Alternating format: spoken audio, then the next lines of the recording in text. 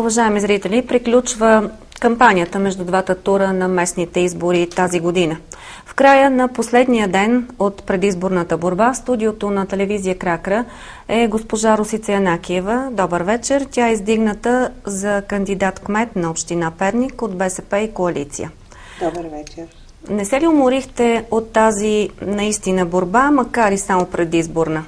Да, продължителна беше предизборната битка, повече от 35 дни, доколкото мога да смятам. Аз съм готова за още 60 дни. Почва да ми липсва факта, че отутре обстановката ще бъде по-спокойна, че върху мен няма да се изливат компромати, нечисти обвинения, но ще го преживея. А кое ви липсваше най-много през тези 35 дни? А сега сериозно, да, през тези 35 дни ми липсваше обичайния ритъм на работа и ми беше болно тогава, когато виждах, че има територията, както например в последните 2 дни проблема с водоснабдяването на града. Аз не участвах активно в процеса за решаването на този проблем, но както и да, колегите се справили. Колегите от ВиК имам предвид. И днес града има вече вода. Като заговорихте за проблеми, кои са най-важните проблеми в общината, които днес, тази вечер, вие преценявате, че трябва да бъдат неотложно разрешени? В община Перник има редица проблеми, които трябва да бъдат решавани. Това е както в един дом. Проблемите възникват и тяхното бързо решение осигурява комфорта и на хората, които живеят там. Ако трябва да говорим за неща, които трябва да бъдат решавани в близко бъдеще, това е, ако щете, въпрос с транспорта, защото за голямо съжаление наследих тежки неудачи в транспортния сектор и те продължават. Усложниха се нещата с изменението на закона за автомобилния превоз, усложниха се с приемането на новите наредби. Дано новоизбрания общински съвет има достатъчно воля да разгледа проблема, свързан с решаването на транспортните проблеми. Това би облегчило начина на живот на перничани. Особено на тези, които пътуват до столицата за работа. А също и на хората, които живеят в малките населени места наоколо. Как ще помогнете още на тези хора, на малките кметства? Защото бюджетът си е пак толкова тънък, колкото беше и преди. Да, бюджетът е тънък. През 2010 година с 24% бяха намалени бюджетите на всички общини, в това число и на община Перник. Това намаление се отрази и на малките кметства. От друга страна икономическата криза, която притиска, но проблемите, които са в по-малките населени места, едва ли се решават с бюджетите на това населено място. По-скоро техният бюджет покрива заплатите на хората, които работят там и покрива най-неотложните нужди и консумативи, като например улично осветление и други подобни неща. Глобалните въпроси, глобалните проблеми на всяко населено място са част от общинската програма. Най-често те са свързани с строителство, с ремонтни работи и са част от списъците за капиталови разходи на общината, така че там и в бъдеще ще продължаваме по етапното решаване. Разбира се, има и по-глобални проблеми, които могат и трябва да се решават по пътя на ползването на европейски средства, както например проблемите с канализацията в Дивотино, в Драгичево и другите населени места, Рударци, Кладница. Там сме готови с проектите, чакаме отварянето на мярката, за да можем да входираме проектите. Сега да останем в голямата община Перник. В кои области на икономиката може и трябва тук да се инвестира? И как ще се случи това? Да, в община Перник очакваме да се инвестира. Ние сме направили предварителна подготовка за чуждите инвестиции. Но ако трябва да говорим конкретно за икономиката, която се управлява от Общинския съвет, вероятно трябва да се направят някои по-радикални промени, свързани с общинските търговски дружества. Ето, например, един тролейбусен транспорт, едно предприятие, което най-напред гарантира екологично чист транспорт, но което има твърде много вътрешни проблеми. Непременно нови общински съвет трябва да има куража да вземе решение, да се подпомогне това предприятие, да се обнови парка, за да могат и хората, които работят там, да се чувстват по-сигурни, но да могат и да предлагат качествена услуга на перничани по отношение транспортното обслужване по най-дългата вътрешноградска линия от Перник през изток до Кралевски път, както и този до Тева, разбира се. Перничани си харесват града и за това остават тук да живеят, да работят, опитват се и да работят тук. Трудно им е, разбира се, но какво липсва на този град, за да привлече и туристи? Аз се гордея с това, че първо ние харесваме града си и второ все повече софиянци идват да живеят, настанявайки се трайно на наша територия. Перник никога не е бил традиционен туристически център, но това, което беше направено през изминалите 4 години, за пример давам подземния минен музей, който е единствен на Балканите, един от малкото в Европа, и онова, което направихме с разработването на проекта за крепостта Кракра, който е одобрен и чака подписването на договора, наистина ще се създаде възможност Перник да намери своето значимо място на туристическата карта на България. На наша територия се намира и природния резерват в Голо Бърдо, където лалето, което расте там, е единствено в България. В Острица имам предвид. Така че има още много неща, с които можем да обогатим туристическите атракции и да доближаваме Перник до името на една добра туристическа дестинация. А какво още не е направено за перничани?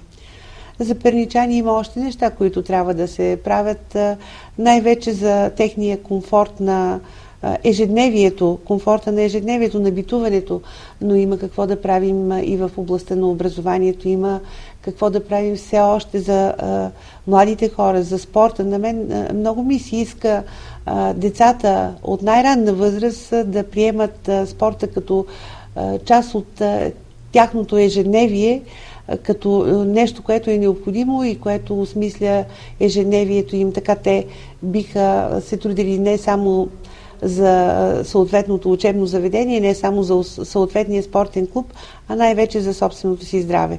Има какво още да се прави и за младите хора, да предложим повече развлечения.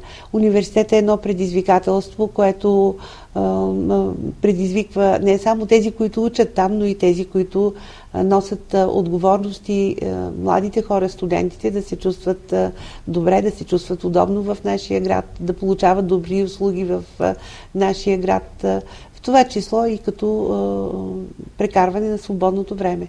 Там има все още какво да се прави. Конкретно какво? Това е много интересно за младите хора.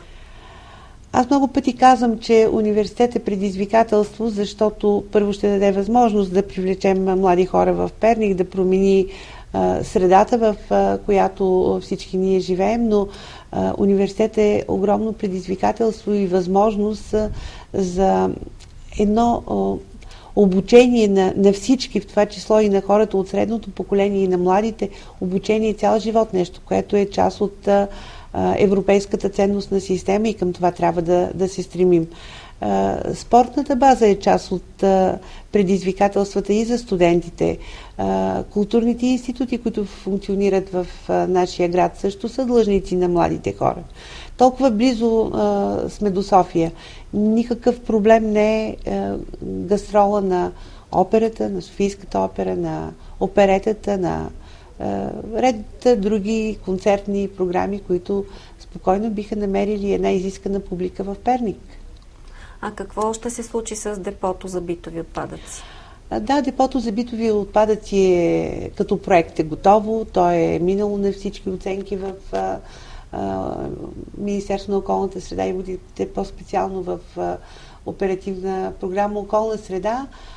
Предстои подписване на договори, предстои избор на изпълнител за съответните дейности, които са включени в изграждането на това депо.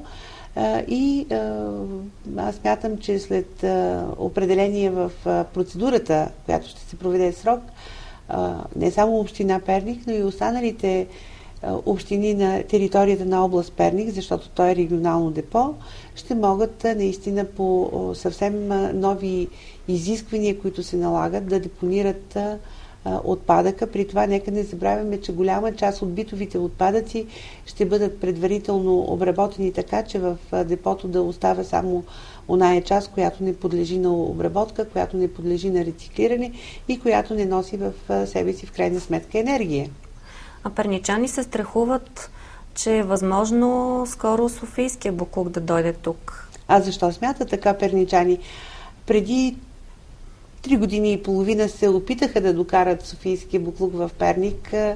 Такова нещо не позволих да се случи и не смятам, че въобще това би могло да бъде тема на разговор. Депото се строи само за битовите отпадъци на общините, които са на територията на област Перник. Аз мога да казвам не, когато трябва. А на какво ще кажете да? Да, казвам на всички добри идеи, които се предлагат и които могат да бъдат обсъждани, да се търси възможност за тяхното решение. Както винаги е било, така и за в бъдеще всички добри, позитивни и работещи идеи могат да бъдат сложени на масата и съм готова винаги да приема рационалното предложение.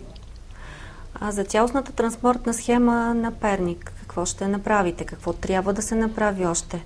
Цялостната транспортна схема на Перник е факт. Тя е внесена в Общинския съвет и аз преди малко казах, че ние просто очакваме да заработи новия Общински съвет, за да я разгледа. Взети са становищата и мненията на всички кметове на населените места. Вероятно след изборите ще се наложи на някои места адаптиране към нови теми, които са поставени, свързани с доброто транспортно обслужване на хората, които живеят в тези населени места. Но нека не забравяме, че община Перник кандидатства и в Брюксел по програма Елена с проект, който включва и транспорта като част от този проект и който всъщност проектът цели предлагането на едно ново, модерно транспортно обслужване на перничани с машини, с автобуси и други видове транспортни средства, пътнически транспортни средства, които ще гарантират комфорт на хората, когато пътуват. Точното и навременно пристигане, точното спазване на разписанията, което е част от проблематиката, която и обсъждахме на многото срещи в този предизборен маратон. А защо перничани да гласуват за вас? В неделя е балотажа. С какво трябва според вас да сте ги спечелили през тези 35 дни? Аз се надявам, че съм ги спечелила не през 35 дни, а че съм ги спечелила с всичко онова, което съм правила през последните 4 години, с променения облик на Перник. Нека никой не смята, че светът започва и завършва с него. Много хора са дали своя принос Перник да изглежда такъв, какъвто е сега. Много кметове преди мен са работили, за да изглежда Перник такъв, какъвто е сега, но аз не подценявам свършеното през тези 4 години с екипа, с който работих и се гордея с това, че Перник има вече нов имидж, ново име. Перничани имат друго и различно самочувствие, отколкото преди 4 години. Това е истинската предизборна битка, която съм водила. А на срещите с хората просто уточнихме какво още трябва да се направи, за да се живее по-добре на територията на община Перник. Така е, дали има избори или не, животът си продължава. А вие лично, конкретно, с какво ще се заемете, ако спечелите изборите в неделя и с какво, ако не ги спечелите? Разбира се, живота продължава, изборите минават, отминават, ние сме хора, ние оставаме да живеем в този град, ние и утре ще се срещаме по улиците. Трябва да можем с открити очи да се поздравяваме, защото това е част от едни нормални човешки взаимоотношения в град като Перник. Когато спечеля изборите, има твърде много неща, които трябва да продължат, а ние имаме разработени проекти за над 300 милиона лева, някой трябва да ги изпълнява. А на втората част от въпроса ви не съм мислила, защото не смятам, че трябва да губя времето си в подобни мисли. В какво повярвахте през тези последни няколко седмици? Повярвах в това, че хората наистина са обективни, че перничани са честни И съм твърдо убедена, че с 50 лева съвестта на нито един човек от Перник не може да бъде купена. А в какво вече не вярвате? Не вярвам в празни приказки, не вярвам в това, че някой може да очерни доброто име на когото и да било, каквито и нелепи обвинения да хвърля върху него. Какво ще кажете на перничани за край? Ще им кажа, че съдбата на техните семейства, на техните деца, съдбата на Перник е в техните ръце и аз се надявам, че в неделя всички ще излязат да гласуват достойно, защитавайки своята гражданска позиция. Благодаря ви за този разговор. Уважаеми зрители, в студиото на телевизия Кракра тази вечер гостува Росица Янакиева, кандидат за кмет на община Перник, издигната от БСП и коалиция. Това беше последния ден преди балотажа в неделя. Утре ни предстои ден за размисъл. И нека на 30 октомври всеки от нас гласува по съвест. Приятна вечер!